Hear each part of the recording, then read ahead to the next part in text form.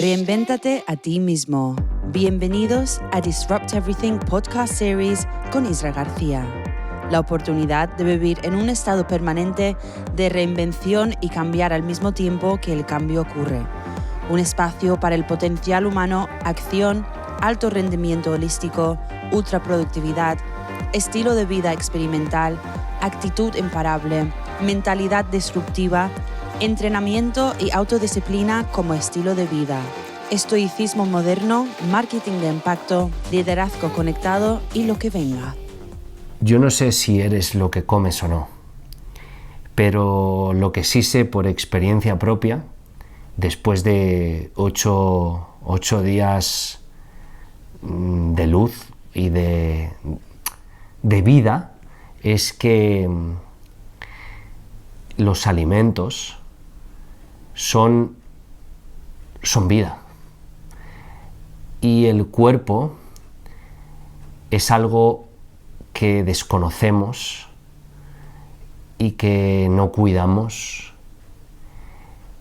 lo suficiente. Y no me refiero a esos cuidados o a esas atenciones o a esos mimitos que tanto prodigamos como amor propio, sino el cuidado verdadero del cuerpo, de forma holística. Y aquí hoy, en Disrupt Everything Podcast Series, tengo conmigo a un experto, a un maestro en ese cuidado holístico del cuerpo. Néstor Palmetti es el invitado de hoy en Disrupt Everything Podcast y Web Series, porque grabamos en vídeo y grabamos en audio también, y estoy grabando desde su propia...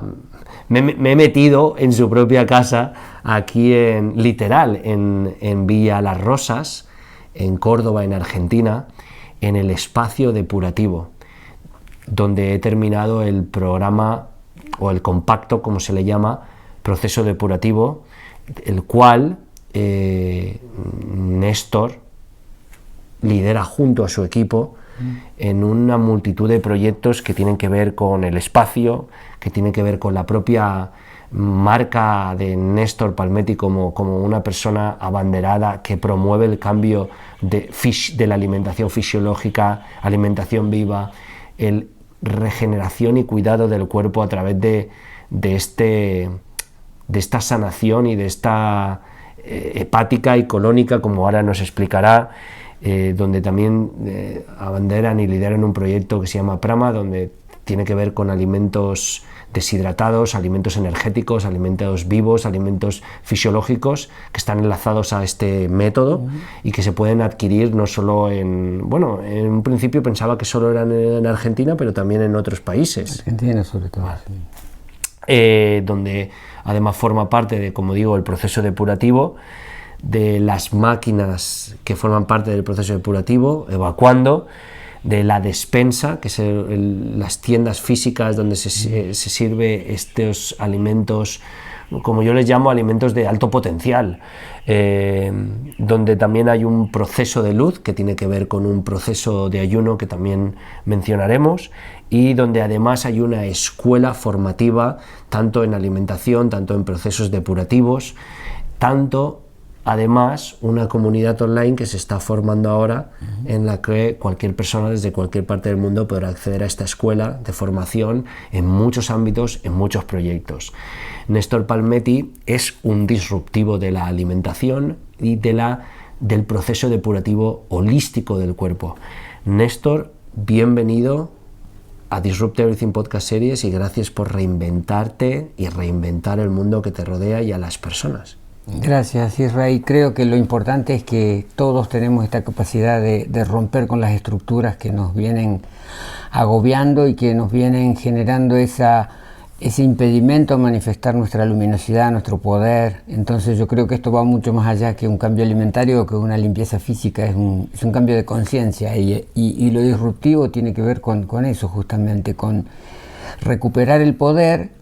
Ese poder que le cedimos a un sistema porque teníamos mucho miedo, teníamos mucha inseguridad, fuimos formateados con la desconfianza, con la impotencia, y eso nos generó una pérdida de poder ese poder lo tomó un sistema, el sistema se hizo muy poderoso, pero llega el punto donde nos tenemos que manifestar y tenemos que volver a recuperar ese poder y no requerir del sistema, porque el sistema se hace grande porque son muchas las personas que requieren del sistema. Entonces nuestros cuidados tienen que ser autogestivos y lo que proponemos aquí es romper con la dependencia, justamente esa dependencia de los controles, de los análisis, de los estudios, de los chequeos, que es una dependencia que a la gente no solo le quita el poder, sino le quita la alegría de la vida, porque estamos siempre pendientes de los resultados de estudios y estamos siempre sujetos a estudios y estamos siempre sujetos a reprimir valores que se van de una norma que alguien establece como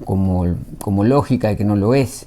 Entonces perdemos la confianza en el cuerpo, porque ya la gente no confía en su corazón, no confía en su hígado, no confía en sus huesos, no confía en la vida. Entonces lo que estamos proponiendo es volver a sacralizarla la vida, volver a ser adoradores de la vida y sobre todo guardianes de esa vida, de esa calidad, porque la vida no es solamente nuestra salud, sino es el medio ambiente en el cual estamos impactando, y lo disruptivo también tiene que ver con eso, rectificar todos esos pequeños hábitos cotidianos que no tienen una racionalidad, pero sí tienen una cultura por detrás, ¿no? Entonces hay muchas cosas que la hemos hablado en estos días de retiro, ¿no? Desde el uso del papel higiénico, desde el planchar la ropa, o sea, hay muchas cosas que las hacemos en un automatismo tan mecánico, pero están fuera de lo que es la sacralidad de la vida, o sea, no respetar lo que nuestros ancestros hacían, que era ese respeto, esa empatía con el medio ambiente, ese entender que somos parte del medio ambiente, no somos los dueños del medio ambiente, ni nos tenemos que servir del medio ambiente, como mucha gente dice, ¿no? Como que el ambiente es para que nosotros nos sirvamos, y esa visión antropocéntrica que las religiones han contribuido a generar, ¿no? Como que todo está puesto para nosotros, como que somos los reyes de la creación.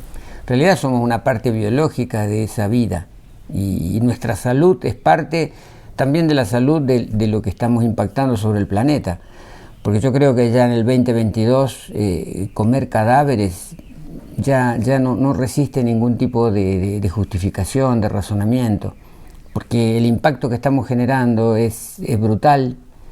Nos quejamos de la deforestación, nos quejamos de muchas cosas, pero somos cómplices de todo ese desenfreno que hay por la proteína animal, por producir determinadas sustancias que en definitiva nos están enfermando, y somos cómplices y no le podemos achacar la culpa al sistema, porque el sistema se hace de nosotros mismos, de nuestras tendencias, porque si nadie más apetece comer cadáveres de animales, ¿por qué se va a seguir desarrollando la ganadería y la soja y los cerdos y toda esa barbarie que en un tiempo tuvo un sentido? El sentido era la supervivencia. Nuestros antepasados, miles de años atrás, claro que tenían que recurrir a formas de supervivencia porque no había la capacidad de generar alimentos de otra manera, pero hoy ya con todos los conocimientos, con toda la tecnología, con toda la sabiduría, con toda la experiencia, tenemos muchísimas opciones que son mucho más amigables con el medio ambiente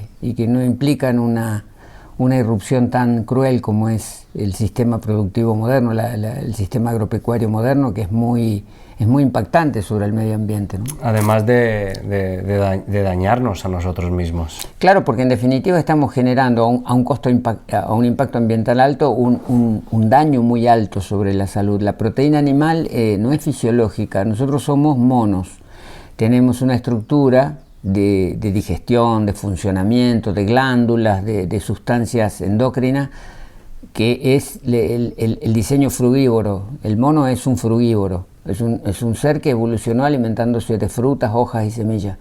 Entonces cuando a ese animal frugívoro le introducimos por supervivencia la proteína animal, claro que eso permite sobrevivir y ha permitido a muchas generaciones sobrevivir, pero ¿a qué costo? ¿A qué precio? Al reuma, a la gota, a la diabetes, a los problemas cardiovasculares, a las arterias tapadas. Entonces, si eso era la única opción, estuvo bien en una época para sobrevivir, pero hoy en día ya no se justifica. Incluso nosotros lo vemos con las nuevas generaciones. Los niños de esta nueva camada ya les causa horror pensar en sangre, pensar en matar animales, pensar en todo ese ese desguisado que se fue generando como cultura, ¿no? Y que a veces muchas culturas todavía se ufanan. Acá en Argentina tenemos ese problema. La gente se vanagloria de comerse un asado, ¿no? Como si fuese un logro. Y luego vienen las enfermedades, el hígado, el riñón... Y todo, y el sobrepeso. Néstor, ¿cómo, si tuvieras que poner en una línea del tiempo los momentos que más te han impactado y transformado en tu vida hasta llegar aquí, cuáles dirías que fueron esos hitos clave? Y el hito clave para mí fueron los 35 años, el burnout y sobre todo el del burnout, el desorden que implicaba no tener conciencia y responsabilidad sobre el cuerpo, ¿no? Era un estado de inconsciencia, de amnesia, un estado de obnubilación, que lo comprendo porque cuando recibimos los huéspedes aquí en el espacio, entiendo de dónde vienen, estuve yo en esa situación, entonces no puedo menos que sentirme espejado en lo que era. Y lo que me provocó replantearme todo, porque yo en ese momento, a los 35 años, no sabía nada de todo esto, no tenía la más pálida idea, porque estaba en una actividad que no tenía absolutamente nada que ver ni con la salud ni con la alimentación. Periodista de Fórmula 1, ¿no? Claro, por eso digo, lo más frívolo y lo más alejado de la salud y de la alimentación saludable.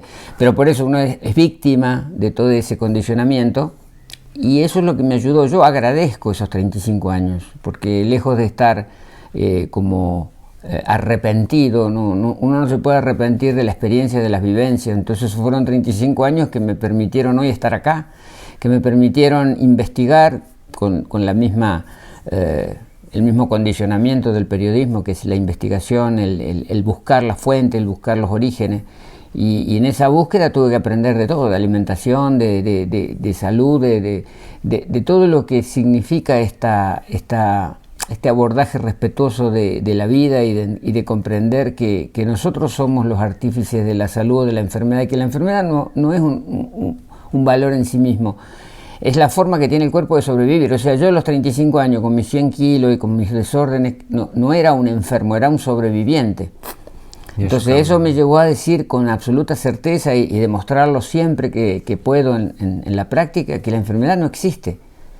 La hipertensión no es una enfermedad, la diabetes no es una enfermedad, el tiroidismo no es una enfermedad, las autoinmunes no son enfermedades, son mecanismos de supervivencia, forzados por un estilo de vida equivocado. Entonces lo que hay que rectificar es el estilo. Y justamente hay un proverbio ayurvédico muy antiguo que dice, ¿no?, que si el estilo de vida no es correcto, la medicina no va a resolver. Y si el estilo de vida es correcto, la medicina no va a ser necesaria. Entonces, ¿por qué hemos creado un emporio de salud y de prestaciones médicas tan agobiante y tan multinacional y tan comercial? Porque justamente hay una demanda de remediar lo que el cuerpo está intentando remediar a través de la supervivencia, pero que nosotros entendemos como enfermedad. La hipertensión es un ejemplo. O sea, la persona que tiene alta presión, una hipertensión arterial, está poniendo en evidencia ¿qué cosa? Que la sangre está espesa, el corazón sensa ese espesamiento de sangre y tiene que impulsar con más fuerza para lograr la irrigación en el cerebro. Ese proceso no es una enfermedad, porque si esa persona no gozase de ese mecanismo, moriría por falta de irrigación en el cerebro. ¿Qué hace que no muera por falta de irrigación en el cerebro frente a una sangre espesa? Que el corazón aumenta la presión. Entonces, el aumento de presión es una supervivencia. Y la tratamos como enfermedad, la medicamos con una medicación que baja la presión. ¿Qué estamos haciendo? Si el fluido sigue espeso y el corazón no puede aumentar la presión, el corazón va a tener que intentar otros mecanismos para aliviar esa falta de irrigación. Y esos mecanismos van a ser nuevamente diagnosticados y van a requerir nuevos estudios. Volvemos a la rueda. Y entonces es un círculo vicioso que lleva a que la persona degrade su calidad, degrade su confianza, esté con mucho temor, con mucho miedo. Y el sistema se hace fuerte porque es una usina de miedos, o sea, inyecta miedos permanentemente, y entonces la persona se siente acorralado y con la necesidad de generar estudios, chequeos y controles que en definitiva no sirven para nada, porque lo único que están demostrando esos estudios es que la persona está intoxicada, está desordenada, y eso es desde donde se partió. Entonces yo creo que el fenómeno represivo lo tenemos que cesar, así como tenemos que cesar el consumo de la proteína animal, así como tenemos que cesar el consumismo desenfrenado, ir a una vida más sencilla, también tenemos que ir a una simpleza de todos estos razonamientos, para que cualquiera en su casa diga, no, lo que tengo que hacer es no ir al médico, me tengo que limpiar la sangre, y tengo que empezar a comer mucho más higiénico, más limpio, y empezar a generar un sentimiento de qué verdaderamente a mi cuerpo lo favorece y qué lo perjudica. ¿Desde dónde partiste tú en ese momento, a los 35 años? ¿Cuáles fueron los cambios trascendentales que hiciste para poder remediar y ese burnout? Porque... cuando me volví de Italia y empecé esta etapa acá en Argentina, me traje muchos libros. Los libros me ayudaron bastante porque era como un manotazo en la oscuridad, no sabía dónde estaba el interruptor de la luz. Entonces es como estar en una pieza oscura. Tú estás en una habitación oscura y claro que hay una tecla que enciende la luz, pero en la oscuridad uno no sabe dónde está la tecla y va a necesitar dar muchos manotazos hasta encontrar esa tecla y hacer clic. Entonces el clic llega cuando uno hizo la búsqueda y la experiencia, y sobre todo lo que yo le digo a la gente, validen por la experiencia. No me crean, yo puedo estar equivocado, lo que decimos aquí en el espacio puede ser un error, puede estar conceptualmente equivocado y inválido. ¿Cómo lo validamos? Experimentando. Si te das la oportunidad en 8 días de ver cómo funciona todo esto en tu cuerpo y qué tu cuerpo responde de estos 8 días de tratamiento, eso es validar por discernimiento y por la capacidad de entender qué es lo que pasó en mi cuerpo. Y tú has visto que las personas que salen de los 8 días, todas sienten una mejora, pero no solo a nivel físico, no solo que se desinflaman, se deshinchan, les mejoran las condiciones, les ceden los dolores, sino que sienten hasta espiritualmente un renacer, un volver a confiar, un volver a ser potente, un volver a tener la autoridad energética manifestada. Sí, había personas que hoy en los testimonios decían que la forma en la que enfocan la vida desde ahora en adelante ha cambiado más con propósito e intención que tiene que ver con el físico ni con la mente. Claro.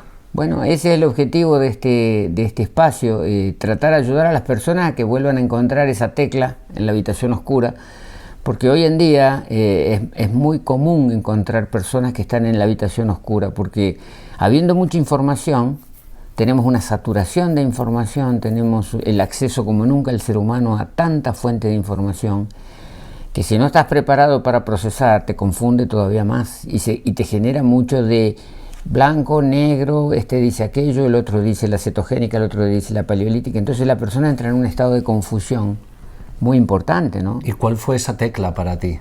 Y la tecla fue, yo siempre digo, el doctor Jean Seignalé, que cuando saca ese libro, La alimentación, la tercera medicina, ahí está el interruptor que no solamente fue para mí, yo creo que para la ciencia seria, la que no está corrupta por los sistemas de subvenciones, la ciencia empezó a darse cuenta que ahí estaba la tecla, la mucosa intestinal demasiado permeable. Ese fue el punto, digamos, que empezó a darle un sentido a todo. Seignalé es un médico que en algún momento habrá que hacerle un reconocimiento, porque no puede quedar en el anonimato la persona que, así como Otto Warburg abrió esa tecla del oxígeno en el tema del cáncer, Seignalé con la mucosa intestinal demasiado permeable dijo, es por acá que se nos está colando el enemigo, que el enemigo, digamos, es la toxemia. Porque hasta el concepto de mucosa intestinal no demasiado permeable, la toxicidad quedaba condicionada al ambiente intestinal. Al haber una permeabilidad excesiva en esa membrana, la toxicidad, lo no digerido, empezó a desparramarse y a inundar el cuerpo. Y eso al humano nunca le había pasado. O sea, ese es el valor de que Seignalé, descubrir algo que era la primera... O sea, somos la primera generación que estamos lidiando con esto que es nuevo, porque nunca la mucosa intestinal fue demasiado permeable, siempre tuvo una capacidad de filtrado. Cuando esa capacidad se rompe, aparece esta historia de una toxicidad que invade cerebros, que invade órganos, que invade todas las estructuras que antes estaban protegidas por la la mucosa no demasiado permeable. ¿Puedes contarnos cómo diseñaste el proceso depurativo? Bueno, fue por la prueba y el error, o sea, cuando uno va probando, por ejemplo, yo nunca había sentido hablar de lavajes de colon y me sucedió de enterarme de que aquí en la provincia de Córdoba había una señora que había traído un equipo de Estados Unidos, que había trabajado con el doctor Jensen y que se vino a retirar a Argentina y se trajo un equipo para seguir haciendo lo que hacían en Estados Unidos con Jensen, los lavajes de colon. Fue una experiencia que a mí también me dio un clic, pero en ese momento el lavaje de colon era, bueno, sí, uno hace 3 días, 3 lavajes de colon y está un poco mejor, pero tampoco había solución. Y después te fueron llegando las distintas fichas, apareció la hepática profunda, que la venía desarrollando ya la doctora Clark con sus métodos antiparasitarios para el cáncer. Y después apareció todo el tema de la alimentación viva, cuando ya Gabriel Cousen empezaba a difundir todo lo que era el Tree of Life, todo lo que significaban alimentos vivos, alimentos crudos. Después apareció todo lo que era la fermentación, y después apareció el tema del oxígeno, y aparecieron el tema... O sea, fueron generándose situaciones que permitieron armar este combo de herramientas con un sentido. O sea, no era amontonar recursos, sino era darle a los recursos la capacidad de sinergizar los efectos. Porque cada cosa que se hace dentro del proceso depurativo está relacionada con la otra. Porque si nosotros solamente cambiáramos la forma de alimentarnos, pero el intestino siguiera perturbado por la putrefacción y por la excesiva permeabilidad intestinal y por los parásitos, sería ineficiente el cambio alimentario. Y es más, mucha gente experimenta eso. Dice, cambié la alimentación y estoy peor que antes. Y claro, porque al cambiar la alimentación, tirar alimentos fisiológicos fermentativos en un ambiente putrefactivo, va a haber un malestar. Lo que decías obvio tú que es el malestar del entorno, ¿no? Claro, ahora si yo a ese entorno lo lavo con la limpieza intestinal, lo irrigo con mucha bilis a través de la hepática profunda, le cambio la microbiota a través de los alimentos fermentados, sello la mucosa intestinal, aumento la capacidad del oxígeno, entonces ya un cambio alimentario empieza a estar contenido por el cambio fisiológico en las estructuras. Y luego añado terapia neural. Claro, porque después viene todo encadenado, o sea, la necesidad de restablecer los circuitos eléctricos, que es la base de la terapia neural y que tiene que ver con las biofrecuencias y que tiene que ver con la linfa y el drenaje linfático y todo se va hermanando para que la contención se dé desde todos los planos y que las mejoras en un sentido repercutan en el otro. Porque cuando mejoramos el hígado, indirectamente estamos mejorando 600 funciones corporales. Entonces aumentan nuestras capacidades enzimáticas, aumenta la capacidad digestiva, aumenta la capacidad de síntesis hormonal, disminuye la interferencia que generan los parásitos porque estamos desparasitando. Y el intestino limpio tira más bilis, que es más inhibición de huevos y larvas de parásitos. Entonces con menos parásitos tenemos menos robo de nutrientes y de hormonas. Entonces mejora también el circuito hormonal, mejora la distribución de la energía. Y aplicando la neural, esa energía empieza a fluir donde antes estaban los circuitos cortados. Entonces se va creando este ambiente de sinergia y de complementación, que es el secreto, en definitiva. El secreto de los andariveles es todo a la par. Cuando todo va a la par, esto tiene potencia. Cuando las cosas se hacen sueltas o en disonancia, los resultados son proporcionalmente ineficientes. Después de todos estos años acompañando estos procesos, ¿qué es lo que concluirías después de toda esta práctica? Que hay que hacer un cambio de programación, en definitiva. Porque mucha gente, y lo habrá sentido, cuando ingresan al compacto dicen, vengo por un cambio alimentario. Nosotros le decimos, no, esto es un cambio de vida, no un cambio alimentario. Es mucho más que un cambio alimentario. Ojalá todo se resolviera con un cambio alimentario, ¿no? Pero porque después te das cuenta que esto no termina en los 6 andariveles, no termina en el aspecto físico, tiene que ver con tus relaciones interpersonales, las parejas, los trabajos, la sede de tu domicilio, el qué estás haciendo con tu vida, cuál es tu propósito, por qué no estás manifestando tu verdadero desafío álmico. Entonces la cosa te impulsa a niveles cada vez más sutiles, pero también más elevados en frecuencia. ¿Qué es la alimentación? ¿En qué consiste la alimentación fisiológica y ¿Cuáles son los parámetros clave y los fundamentos básicos para poder empezar a entenderla? Bueno, básicamente es lo que hablamos al principio, reconocernos en nuestra fisiología. Por eso a todos los huéspedes les compartimos lo que es la fisiología comparada. Fisiología comparada es simplemente columnas de las características de los distintos tipos, o sea, herbívoros, granívoros, frugívoros, carnívoros, omnívoros. Cada animal ha desarrollado su relación con su fisiología. O sea, la vaca come un pasto y de ese pasto, a través de la fermentación y 40 horas de tránsito, genera un aprovechamiento de aminoácidos para crear sus estructuras. Entonces la vaca no necesita hamburguesa, necesita proteína animal. Y el mono lo saca de la fruta. Y cada animal, la paloma, el pollo, las aves, van a tomarla de granos de almidón. Entonces nosotros no estamos para el grano de almidón, nosotros no estamos para la proteína animal, estamos para alimentos que estén en sintonía con nuestras capacidades digestivas, que son frutas, hortalizas, semillas, y ya está. O sea, a partir de ahí obtenemos todo lo que necesitamos. Y la importancia de los fotones, ¿no? de la luz que tienen los alimentos. Me quedé sorprendido con las fotos que nos enseñaste el otro día. Claro, la foto Kirlian, sí. Pero en realidad los animales, sin ver una foto Kirlian, sin entender de fotones, es intuitivo. O sea, el animal va a ir a tomar un fruto que está en el árbol y que lo toma con toda la energía de la luz y de la vitalidad. El animal no piensa en conservas, no piensa en cocinar, no piensa en todos los procesos que el humano ha desarrollado para sobrevivir. Entonces eso explica, digamos, qué es lo fisiológico. Con la temperatura es una barrera. Nosotros hablamos de una barrera que no es que la inventamos nosotros, es la misma naturaleza ha generado este límite de los 50 grados. La naturaleza nunca pasa a los 50 grados, salvo un incendio forestal o salvo la erupción de un volcán. En la naturaleza los procesos están todos por debajo de 50 grados. Y hay una razón, no es capricho. Es decir, las enzimas, las cadenas de enzima, que son aminoácidos, se rompen a los 48 grados.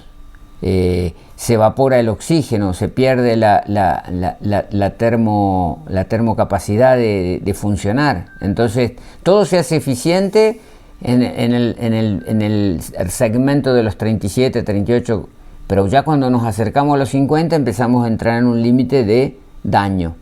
Y lo que tratamos es eso, porque la gente confunde a veces alimentación viva con comida fría. No tiene que ver el frío, tiene que ver el no pasar los 50 grados. Entonces yo puedo hacer una ensalada y digo, estoy en invierno, no quiero comer una ensalada fría. Hago baño María y la llevo a los 50 grados y no la estoy destruyendo, pero me estoy permitiendo un paladar calentito, un paladar que está agradable, que no tiene por qué ser frío, pero no tengo por qué dañar. Cuando yo pongo algo a hervor, en el hervor ya tengo los 100 grados, y en el vapor tengo 120 grados, y en una olla de presión tengo 140 grados, y en un horno tengo 300 grados. Y esa es la inconsciencia de un sistema cultural. Bueno, pero ¿qué pasa? Cuando yo expongo el alimento a altas temperaturas, logro transformaciones que se convierten en sabores, gustos, texturas, a los cuales me he hecho adicto, me he hecho dependiente.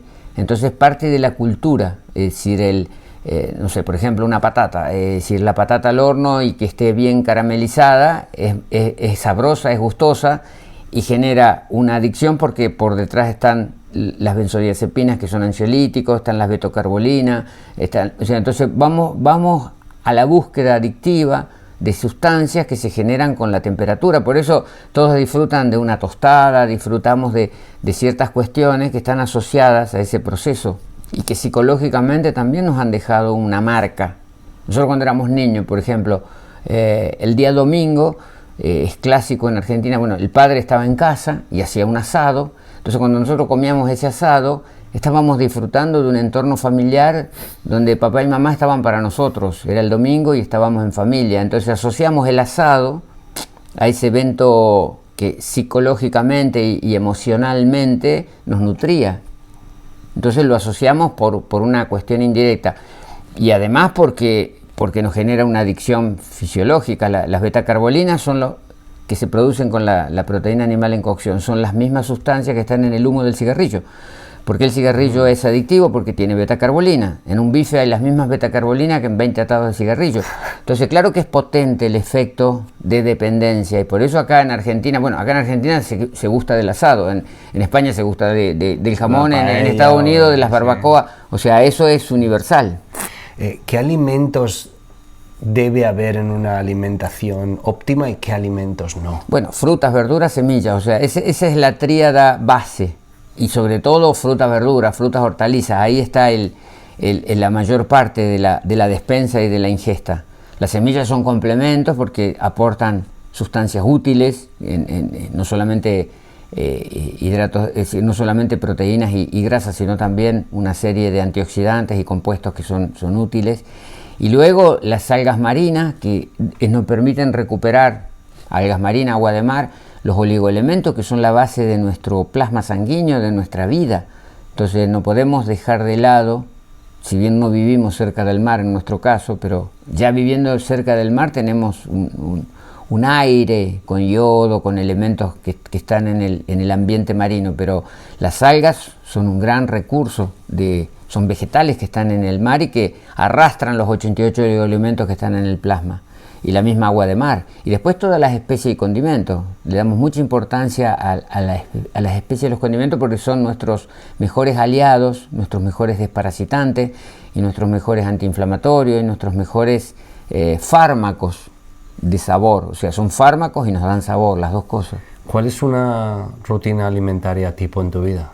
Bueno, haciendo el ayuno intermitente, la primera comida es al mediodía, a la mañana son solamente los jugos, el jugo verde o las infusiones o un exprimido, pero es básicamente una ingesta importante al mediodía, donde siempre están los vegetales, están las ensaladas, están lo que usamos nosotros mucho fermento. Entonces una ensalada no es solamente una lechuga con tomate, sino que tiene que ver con kimchi, cucharadas de kimchi, cucharadas de un cajú fermentado como queso crema y unas algas que están activadas, una wakame activada y a eso le podemos agregar algunas semillas que fueron activadas deshidratadas para tener el toque crocante y todo eso da un aguacate, todo eso da una super ensalada que no es lo diminutivo que es una ensaladita, es un almuerzo potente.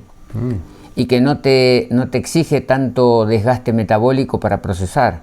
Y no necesitas una gran cantidad, y esto lo he probado yo en estos 8 días. Por eso. Una porción. Por eso. Y después una cena temprana, que generalmente es algún caldo o alguna cosa liviana, antes de la caída del sol. Y esa es la rutina con la cual uno vive. Y yo lo noto como diferencia en mi vida, en mis hábitos anteriores. Un almuerzo implicaba siesta. O sea, había que hacer una siesta después del almuerzo, porque uno quedaba, claro, agotado porque había que digerir esa carne, esa patata, ese almidón, había que digerirlo, eso era un esfuerzo digestivo. Entonces necesitamos el reposo para darle lugar al desgaste metabólico.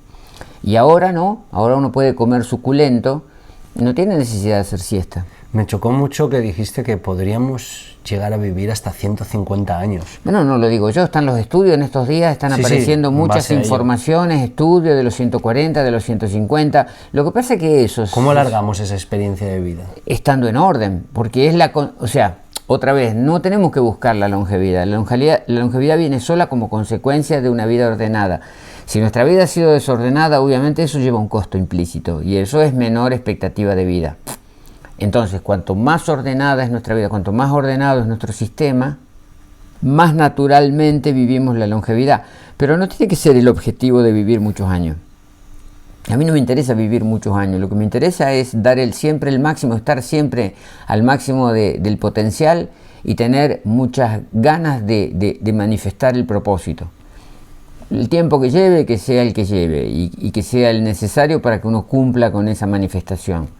Y listo, no se trata de entrar en el récord de los Guinness, se trata de vivir con luminosidad y con alegría, porque la vida nos estimula a buscar desafíos y a buscar nuevos retos y a buscar esa curiosidad de querer estar siempre por delante de lo que se conoce. Entonces está bueno tener ese impulso que es la verdadera usina que hace que la vida se convierta en algo gozoso y no que sea un sufrimiento, porque yo no le veo ninguna gracia a una persona que vive 140 años pero está sentado en una silla esperando que un día se apague, porque eso es casi vegetativo.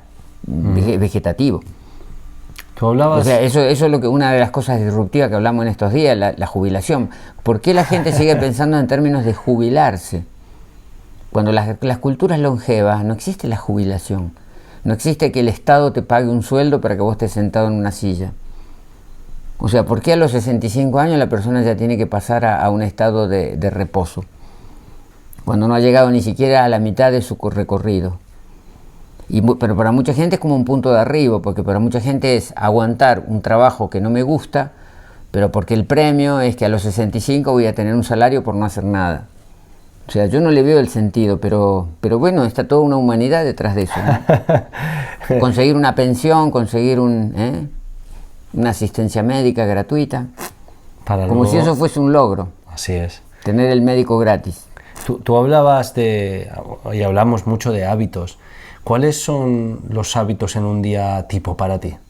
Los hábitos que tú practicas. Hábitos. Bueno, nosotros practicamos los ritos tibetanos, hacemos una serie de prácticas que ya las utilizamos como, digamos, como antecedente a la jornada, porque básicamente son prácticas, algunos movimientos que son de tai chi, algunos movimientos de yoga, que son restablecen los flujos de los vórtices de los chakras. Entonces está bueno que a la mañana, antes de comenzar, uno tenga, además de su tiempo de meditación y sus oraciones, también el tiempo de mover energías y de alinear esos vórtices, porque la alineación de esos vórtices, que es algo cotidiano, una necesidad cotidiana, es importante para comenzar la jornada.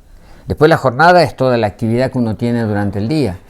Y en el cierre siempre tiene que haber una actividad que nos haga transpirar, que nos haga mover el oxígeno. Nosotros acá tenemos, bueno, la suerte de tener los senderos en el Monte Virgen, entonces está bueno respirar oxígeno, moverse con intensidad, generar sudación, y eso también tiene que ver con la fisiología, ¿no? Para poder estar en una jornada que sea agradable y que después el descanso sea otra vez la naturalidad.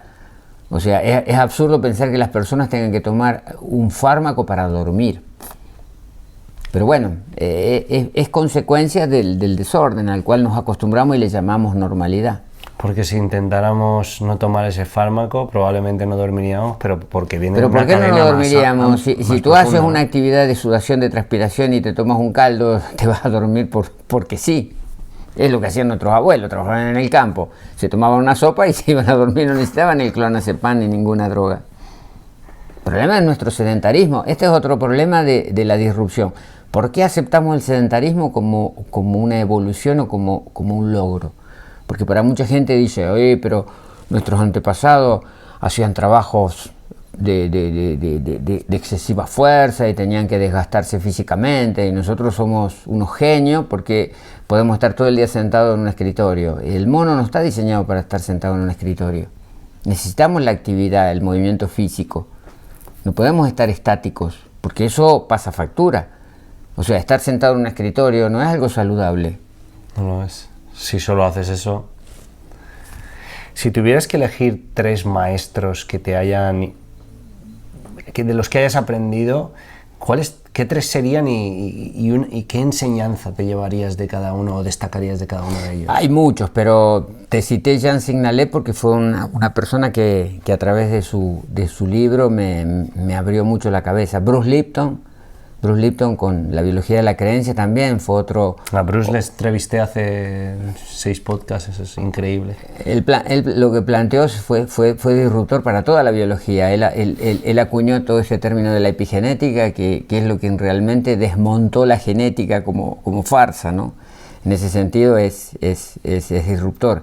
Y luego el trabajo bueno, es muy poco conocido, pero cuando empezamos a investigar, Béchamp fue otro que también abrió un camino, pero fue tapado por Pasteur, fue esa historia de... Wow. Entonces ahí tienes toda una escuela de personajes que fueron disruptores.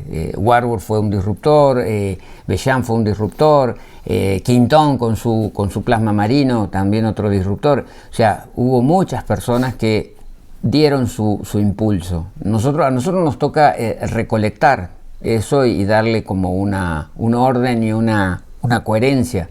Pero todo eso está aunando a estos grandes seres que han dado esos golpes de corte con lo que pensaba el sistema. Llevas muchos años desmontando creencias, porque una de las cosas que me venía a la mente, bueno, y que tú lo decías en el compacto de 8 días y en los talleres, es que la gente tiene que estar preparada para darse cuenta de que su vida, como creo que decías, no recuerdo la palabra en argentino, pero que es una mierda, básicamente. Bueno, en nuestra tarea, yo siempre lo digo en los talleres, nuestra tarea es bastante ingrata, porque justamente estamos en el medio de una corriente, nosotros tratando de que la gente rompa con la dependencia, con el paradigma, con la represión. De un lado, los que venden represión están enojados con nosotros porque estamos, justamente acá hay un término que se dice avivar giles, estamos avivando tontos, ¿no? O sea, le estamos dando a los tontos una avivada de que salgan de esa dependencia. Entonces ellos se enojan con nosotros, pero el que está del otro lado también se enoja, porque lo que estamos haciendo es romper sus estructuras, su zona de confort, su entrega a la adicción, su entrega a lo fácil.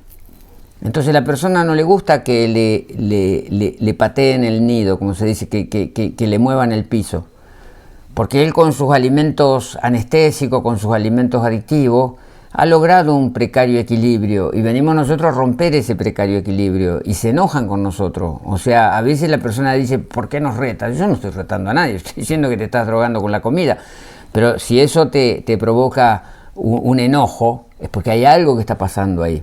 Entonces se enojan los de un lado y se enojan los del otro. Estamos en el medio de dos enojos, ¿no? Por eso dos preguntas. La primera es, ¿qué es lo más sorprendente que has visto en ese sentido en todos estos años? Y la segunda es, ¿cuál es el elemento de ruptura máximo para una persona que puede estar viendo este vídeo? Darse cuenta, porque lo que me da como gratitud, digamos, es encontrar en estos retiros que cada 8 días encontramos a un grupo de personas que, independientemente de dónde vienen, con la patología que vinieron, en 8 días recuperan la confianza en la vida y el poder. Y eso es una gratificación, es un flujo energético para nosotros, para todo el equipo terapéutico, muy importante. Porque estamos haciendo algo que tiene un sentido y que se constata en 8 días. Tal vez nosotros tenemos una suerte. Frente a un terapeuta que está, por ejemplo, en ciudad, el caso como Cristian, que acá hace terapia neural, si tú haces la terapia neural en una gran ciudad, Cristian es de La Plata, la capital de la provincia de Buenos Aires, cuando él hace terapia neural en una ciudad, logra hacer un efecto con su técnica, pero la persona está sumergida en su cotidianeidad, entonces el efecto es limitado. Sí, porque siente una mejora, pero vuelve al rum, vuelve a lo cotidiano, vuelve a... Nosotros tenemos una suerte, la persona se decide aislarse de ese entorno, se sumerge en este retiro, en esta burbuja, y entonces durante 10 días, esa terapia, porque la aguja es la misma y la procaína es la misma, tiene un efecto completamente diferente, porque el contexto cambió. Él se permite un cambio de contexto, inconscientemente, porque acepta las reglas de que aquí no se puede traer alimentos, no se puede usar cosméticos, no se puede salir del lugar, entonces acepta una serie de reglas que lo protegen, le crean esa burbuja, y en esa burbuja todo es más eficiente, una constelación es más eficiente, una biodescodificación es más eficiente, una meditación es más eficiente, una terapia neural es más eficiente, y a veces una palabra también es diferente. Nosotros acá repartimos unos textos que son de Emilio Carrillo. Esos textos leídos en la cotidianeidad de una vida ajetreada no quieren decir nada, pero cuando la persona lo lee en la noche de la hepática, son cosas que le entran como un bisturí dentro de la conciencia, porque hay un ambiente. Decir también que Néstor es escritor y ha escrito más de una decena de libros, entre ellos Futuro Consciente o Alimentación Viva, que también todos estos libros y todos estos enlaces los pondremos en las notas del podcast, además del proceso depurativo, el espacio depurativo, para que puedas comprobar estos enlaces y acceder a los que más te interesen. Néstor. Justamente tú has nombrado Creando Futuro Consciente, nuestro último libro, y eso yo creo que es para mí es como la frutilla de la torta, ¿no? Porque es es lo que verdaderamente va a permitir que la nueva humanidad se empiece a gestar con conciencia. Porque nosotros estamos gestando una generación en el desorden que dentro de 30 años va a tomar la posta de la sociedad. O sea, tenemos que empezar a pensar como pensaban los indígenas en términos de generaciones futuras. Pero no con la idea de la raza superior, de esa historia de la raza. No es una raza superior, es la normalidad de un humano en condiciones de evolucionar y con una conciencia alta. Entonces, esa normalidad la vamos a lograr si es normal nuestra preconcepción, si es normal nuestra concepción, si es normal nuestro embarazo, si es normal nuestro parto, si es normal nuestra lactancia, si son normales nuestros primeros años de vida saludable. Entonces, es una forma simple, fisiológica de construir un futuro mucho más consciente y apuntando a que esta nueva humanidad que todos queremos la podamos manifestar en la práctica y que no sea una teoría y que no sea una expresión de deseo, que sea algo concreto. Ahí va a ir.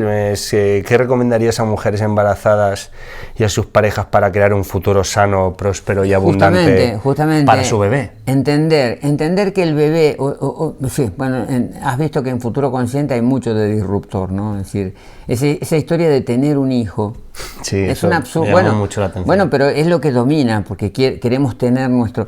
O sea, somos seres que estamos permitiendo el anclaje de otro ser de luz en el planeta. Le estamos donando al planeta Tierra el anclaje de un ser de luz que viene a nosotros buscando nuestra guía. O sea, papá, mamá son guías planetarios de un ser y que lo tienen que acompañar durante 20 años hasta que madura su estructura para poder manifestar un propósito de vida.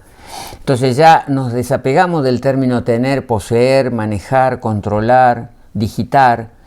Tú has visto en nuestras vidas cotidianas esas madres controladoras, esas madres manejadoras, esa historia de la posesión del padre que quiere que el hijo sea su continuidad en la fábrica, en la empresa, en la carrera, en la profesión, o que pueda hacer lo que yo no pude hacer. Entonces es un uso que hacemos del hijo y claro, después sufrimos. Si se muere el hijo, hacemos duelo. Si el hijo se droga, decimos que tuvimos la desgracia. Entonces, en definitiva, estamos creando un problema y tenemos que empezar a pensar diferente. Si uno tiene la idea de ponerse al servicio sagrado, porque es un servicio sagrado anclar un ser de luz en el planeta, y yo no estoy de acuerdo con muchas personas que dicen no es momento planetario para tener hijos. Es momento planetario para anclárseles de luz en el planeta, no para tener hijos, no para reproducirnos como conejos, sino para generar el anclaje de almas de alta frecuencia para que vengan a aportar una luminosidad que el planeta necesita, porque el planeta con la oscuridad necesita claridad, y la claridad la van a dar los seres que puedan manifestar esa luz.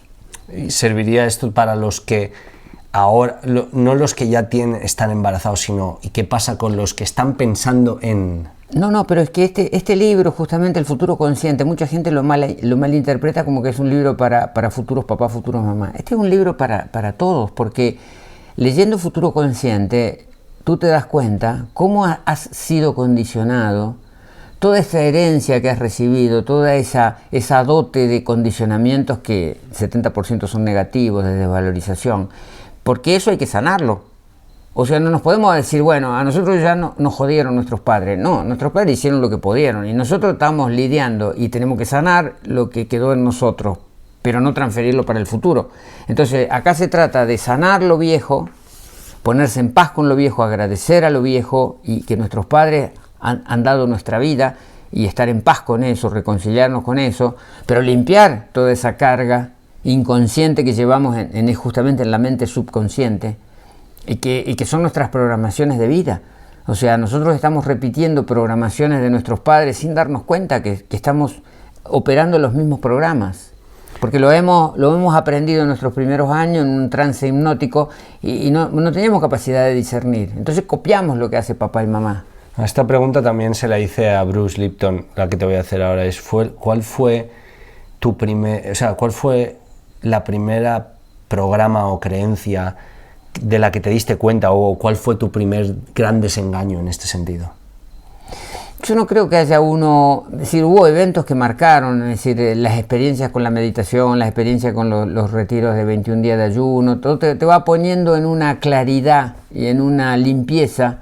Y yo me acuerdo que había una relación así con Con mi padre, bueno, falleció cuando yo todavía era muy joven, pero Siempre. con mi madre fue una relación de encontrar que, digamos, de estar en la discusión y en el choque permanente, después de un proceso de 21 días, de abrazar y llorar mucho y liberar todo eso y agradecerle la vida y agradecerle todo lo que ella había hecho en su imposibilidad por darme lo mejor. Entonces ahí también fue una sanación profunda y fue como romper eso de ese enojo, porque uno estaba enojado, porque pensaba diferente con el otro y aprovechaba esa canalización de lo diferente. Entonces eso es disruptor, porque en uno mismo genera estaba equivocado y rectifico, por eso decimos rectificar es de sabio, o sea, el sabio se da cuenta que se equivocó. Y no persiste en el error, sino que lo sana, por eso lo Ho'oponopono, lo siento, perdón, gracias, te amo. Lo tenemos que hacer con nuestro cuerpo, lo tenemos que hacer con nuestros padres y lo tenemos que hacer con nuestra sociedad. No podemos estar enojados con la sociedad. O sea, cuando vemos algo que no nos gusta en la sociedad, son espejos de nuestras mismas limitaciones. Entonces, agradecer que hay un espejo que me permite reflejar mis sombras, mis temas a resolver y entender que todo es un detonante para que yo siga creciendo y evolucionando. ¿Cuál es y cómo ayudamos a otros a salir del barro? Con la emanación de una onda electromagnética, o sea, nosotros tenemos una pulsión cardíaca, una pulsión electromagnética que el otro percibe más allá de las palabras. El otro puede estar hablando otro idioma, pero cuando nos sentamos en una distancia de 3-4 metros, están interactuando nuestros campos electromagnéticos. Entonces, a partir de una vibración, uno puede inspirar al otro. El otro se inspira. O sea, tenemos que salir del concepto de evangelizar. Ese concepto de imponer lo nuestro no tiene sentido. Ya nos llevó bastantes problemas esa historia de la evangelización. Entonces empezar a ser coherente, pero a ser límpidos y a ser vibracionalmente estimulantes para el otro. Y esto le pasa a la gente que sale del compacto. Cuando vuelve a su hogar, quien lo recibe en el hogar nota la diferencia, sin que hable nada la persona, ya nota en sus facciones, en su gesto, en su actitud. Al principio hay como un rechazo, pero después hay como bueno, a ver, ¿cómo es esto? Lo puedo probar. Entonces, estimular a partir de emanarles una onda vibracional de paz, de amor, de armonía, que es lo que el otro, en definitiva, todos estamos buscando, ¿no? Esa vibración del amor. ¿Cómo limpiamos cómo desprogramamos a través del cuerpo? Bueno, a través del cuerpo, justamente porque hay un sinergismo y hay un ida y vuelta. Un hígado limpio te va a dar percepción clara de la realidad. Si tienes percepción clara de la realidad, tienes acciones más claras. Entonces tus acciones ya no están teñidas por el desorden o por la confusión. Entonces es un juego. Yo creo que nos tenemos que abrir a ese juego, ¿no? Ese juego de limpiar, tener diferentes registros. Esos diferentes registros nos dan distintas percepciones y esa percepción nos dan distintas acciones. Entonces empezamos a operar de una forma diferente. Y una de las cosas más importantes, cesar con el conflicto. O sea, humanamente se terminó esto de la lucha. Esto de la lucha que nos impuso también el sistema, porque el sistema se hace fuerte en la lucha. Si no hay lucha, no hay rentabilidad y no hay dominio y no hay poder. Entonces somos funcionales. Si seguimos luchando, somos funcionales al sistema. Por eso me gusta cuando Emilio Carrillo habla de la bandera blanca, ¿no? O sea, basta de luchar. Ya no estamos para luchar, estamos para cooperar. Y ahí nos enseñan las bacterias. Las bacterias cooperan, las bacterias no luchan entre sí. No hay una lucha entre bacterias, sino hay una cooperación y un usufructo de metabolitos que son comunes.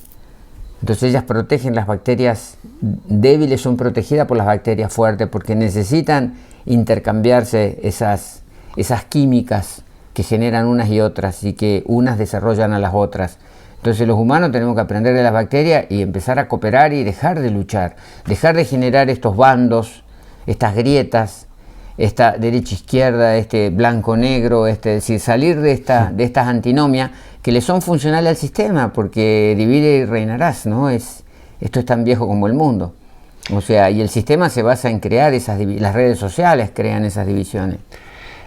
Hay mucho desconocimiento en la microbiota, macrobiota, probióticos, prebióticos. ¿Podrías arrojar un poquito de luz aquí? Porque lo que pasa es que la ciencia lo está aprendiendo y obvio que ahora hay más información que hace 5 años, pero hace 5 años también hubo más información que hace 10 años. O sea, estamos saliendo de una ignorancia, de una inconsciencia. Y todo empezó cuando la secuenciación del genoma se empezó a abrir la caja de Pandora. Cuando en el 2012-2013 se publica la secuenciación del genoma, ahí empezó ¿qué tenemos acá? ¿Cómo es esa historia que creíamos que el humano tenía 25.000 genes cuando hay 3 millones de genes bacterianos dentro del humano? Entonces, ¿dónde están los genes? ¿De quién son los genes? Y ahí empezó toda esta locura de buscar, que no es locura, digamos, es una sana algarabía de decir, che, tenemos todo por delante.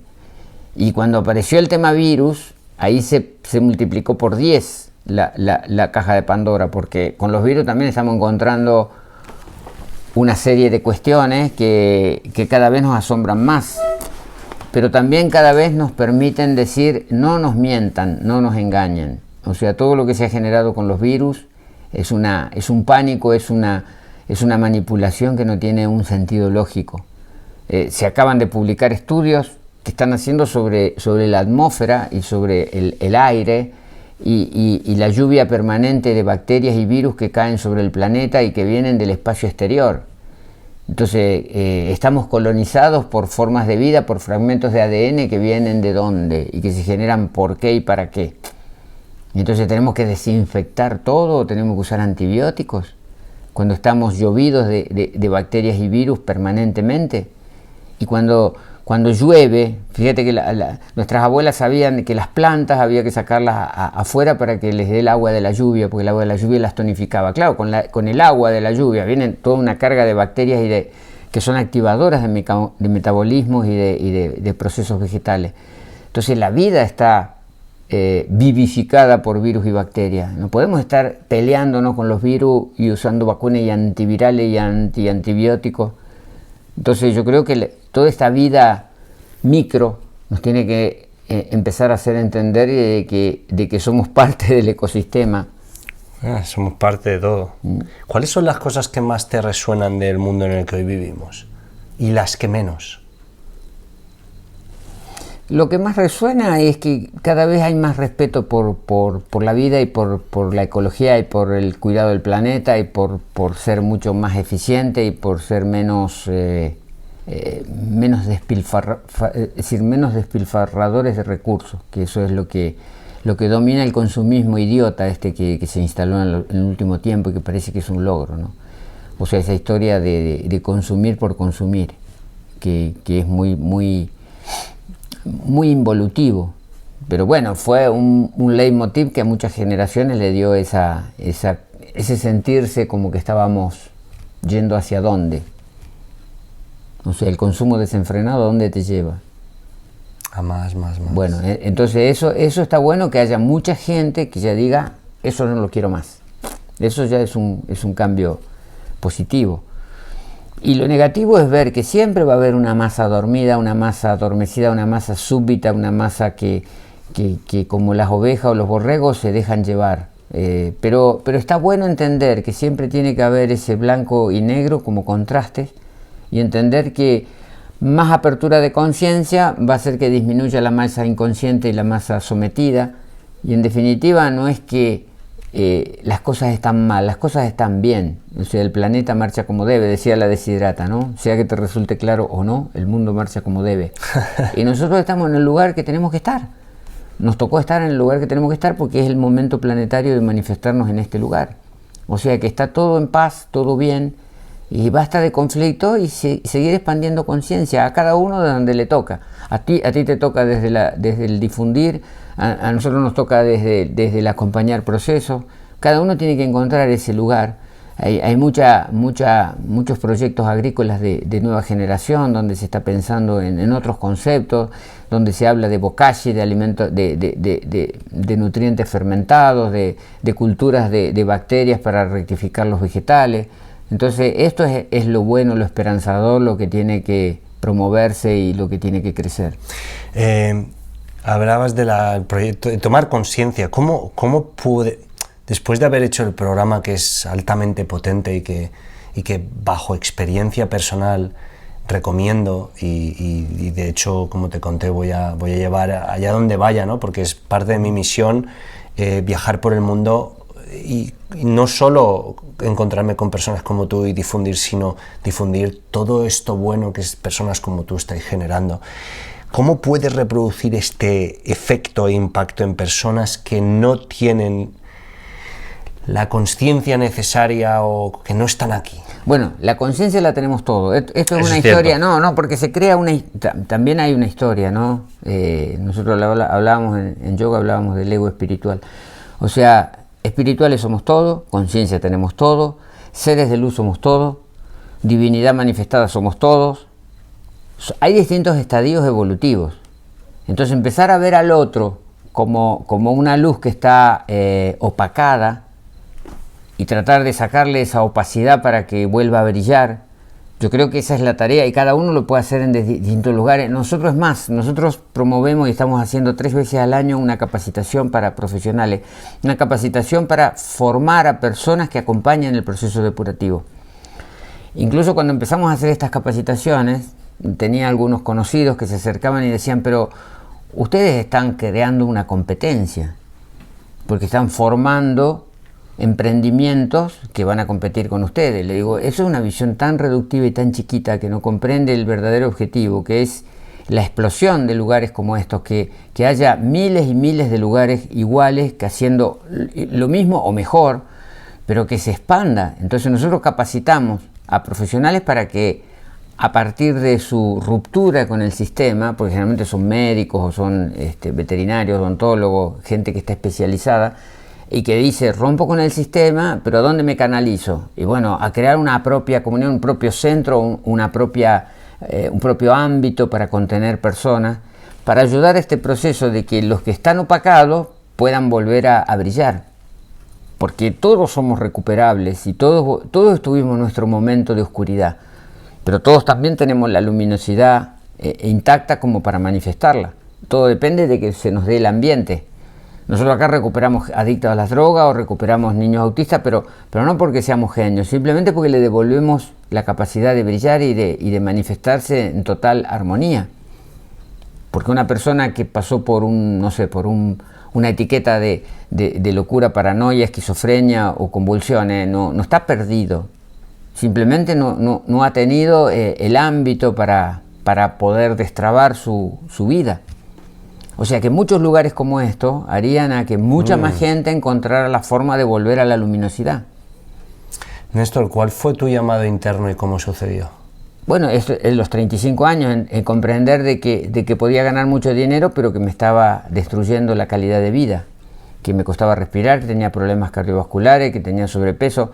Entonces dije, ¿para qué estoy ganando dinero y para qué estoy haciendo lo que estoy haciendo? Y yo creo que eso es lo que le está pasando a mucha gente. Mucha gente llega acá y en la misma presentación lo dice, sentí como un llamado.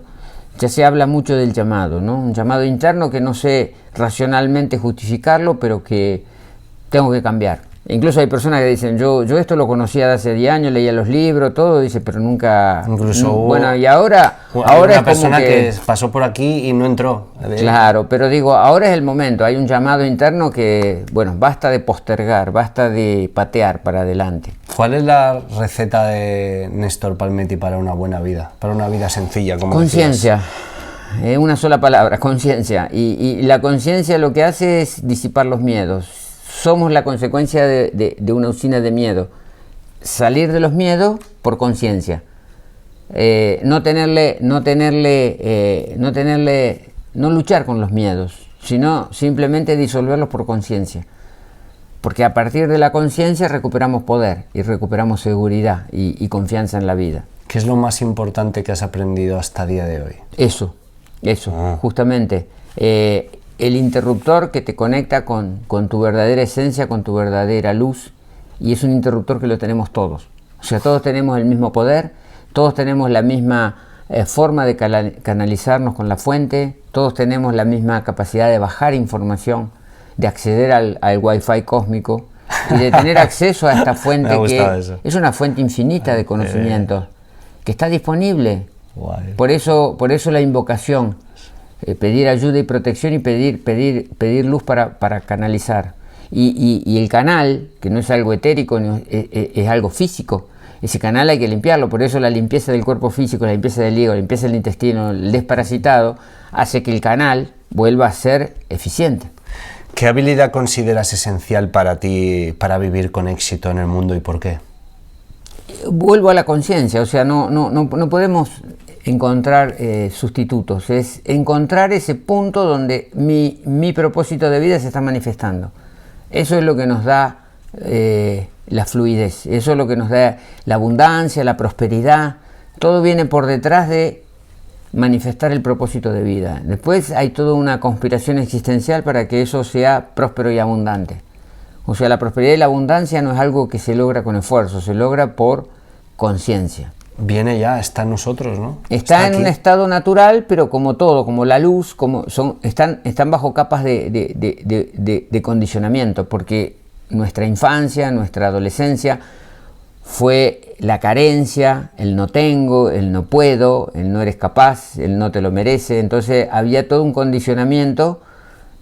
La abundancia no era algo natural, la prosperidad no era algo natural, era para algún elegido, algún rico que podía tener éxito. Nosotros teníamos que ser parte de una masa que apenas haciendo la plancha ya se daba por satisfecha, ¿no? Antes de llegar a las preguntas de fuego rápido, quería tocar la hepática. ¿Qué resultados concluirías sobre la hepática después de todos estos años que llevas llevándola a cabo, a nivel personal y Es una herramienta de clarificación de la conciencia, o sea, no tenemos que verla solamente para sacar algunas piedras, para desalojar un cálculo en la vesícula o para salir de un hígado graso. O sea, la hepática es una herramienta para expandir conciencia. Yo comparo las hepáticas profundas con ingestas de ayahuasca, o sea, a través de determinados preparados herbales se logra una expansión de conciencia. Bueno, nosotros hacíamos chamanismo y no necesitamos la ayahuasca, lo hacíamos con el tambor. El tambor es otra forma de expandir conciencia, pero la hepática profunda, comiendo manzana, también es una forma de expandir conciencia. Y no necesitas ayahuasca, ¿eh? Exacto. ¿Qué 10 cosas deberíamos evitar y qué 10 cosas abrazar? Evitar, como evitar alimentariamente, evitar desde hábitos. Y sí, bueno, evitar. Sí, ya, nosotros acá planteamos cosas muy simples: la proteína animal, los almidones, la cocción por encima de los 50 grados. Ya esas son cuestiones que son fáciles. La soja, como una leguminosa muy problemática, pero sobre todo la inconsciencia de los consumos, ir más por esta vía de ser más respetuosos del ambiente y de lo que significa o sea, a veces yo me pongo en reciclados de cosas y viene alguien y dice, pero te sale más barato comprar algo nuevo. Sí, te sale más barato desde el punto de vista cortoplacista, pero desde el punto de vista ambiental, uno no tiene que medir lo que cuesta, sino lo que impacta. Entonces esa es una recomendación que tendríamos que evitar, ¿no? De tanto consumismo sin sentido, de querer siempre lo nuevo. Entonces empezar a tener una cultura más de reaprovechar, ¿no? Así que no sé si son 10 cosas, pero sí, bueno, eso va con lo económico, va con el dinero, va con el banco, va con los ahorros, o sea, te lleva, va con el automóvil, va con todo, porque en definitiva te va marcando una tendencia. No se trata de volver a las cavernas, no se trata de volver a un estado prehistórico, y tampoco pensar que esto tiene que ver con andar andrajosamente y de pobre. O sea, esta historia del pobre espiritual no es un mito. O sea, la espiritualidad es prosperidad, abundancia, no tiene por qué ser andar con ropa rota. O sea, no tiene que ver con eso. Pero tampoco tiene que ver con cambiar ropa porque sí. O sea, estoy en la plenitud usando elementos que puedo usarlo mucho tiempo. Séneca decía, el virtuoso, el estoico, si tiene éxitos los aprovecha. Claro. Y no necesariamente tiene que alardear de ellos. Exacto. Vamos a pasar a las preguntas de fogueo rápido y finalizamos la entrevista, Néstor. La primera pregunta es, ¿cuál es el libro que más has regalado? Y que más he compartido, La alimentación, la tercera medicina, de Signalé. Y después La biología de la creencia, de Lipton. ¿El documental que más te ha tocado? Uy, hay muchos documentales que han marcado, hay muchos documentales, pero hay uno que me impactó hace un tiempo, que es un documental francés que se llama Mañana, The Main, donde justamente venía un poco cansado de los documentales ambientalistas que eran medios trágicos y medios negativos, ¿no? Entonces, The Main es un documental que dice, el futuro está en marcha y lo tenemos todo al alcance de la mano, ¿no? ¿El alimento que más comes? Rúcula. ¿La bebida que más bebes? El kéfir. Ah. ¿Tu actividad deportiva más practicada? Caminar en intensidad. ¿La persona que más te inspira? Ay, la persona que más inspira. Sí, todas las personas tienen su dejo de improntas. No, me costaría señalar a una persona en particular. ¿Tu próximo proyecto? Expandir el futuro consciente, que en el espacio depurativo podamos albergar estos lugares para que las personas encuentren esa bienvenida de las nuevas almas en un ambiente que sea agradable, pero sobre todo que sea fisiológico y que les permita distenderse. ¿Tu mayor éxito? Haber logrado que el espacio depurativo, que era un sueño, se convirtiese en realidad y que siga creciendo, que cada vez esté con más desarrollo edilicio y con más flujo de personas que vienen a formarse. ¿Tu mayor fracaso?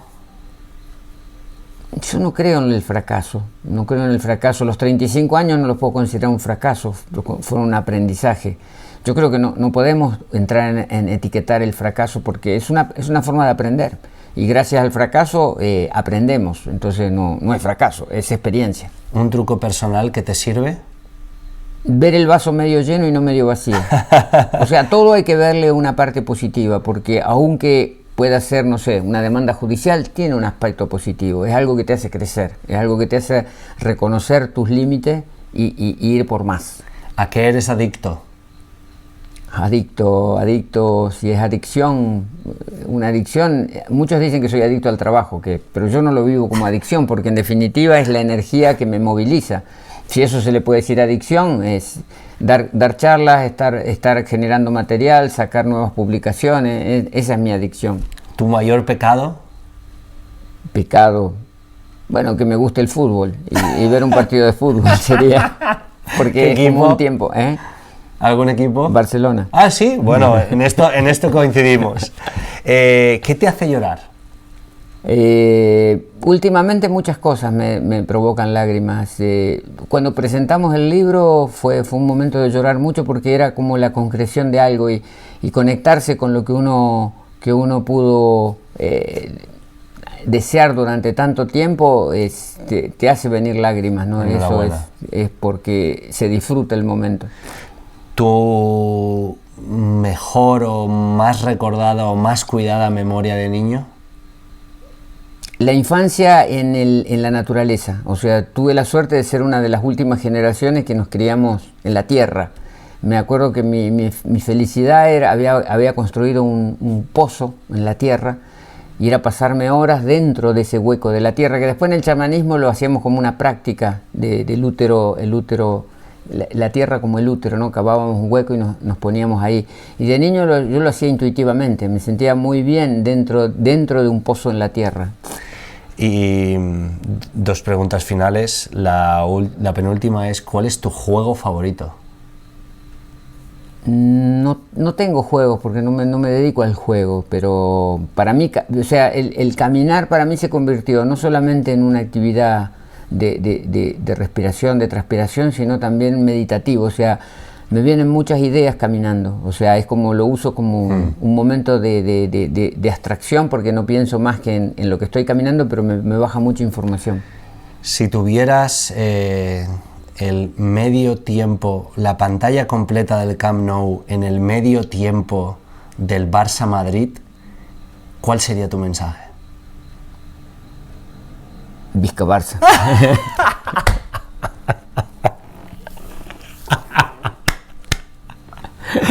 hasta la muerte. Néstor, gracias por tu tiempo, por tu trabajo, por tu dedicación, por tu entrega, por la generosidad que ha habido en el programa. La verdad que yo llegué aquí feliz, salgo como una bomba de explosión. La limpieza, lo decía en un vídeo que hemos hecho de guía con Pabli, que es el médico del espacio, de 50 minutos, donde explicamos todo el proceso depurativo, y decía que el impacto no he conocido un lugar donde la limpieza sea tan holística. Así que enhorabuena por este proyecto, que gracias por la entrevista.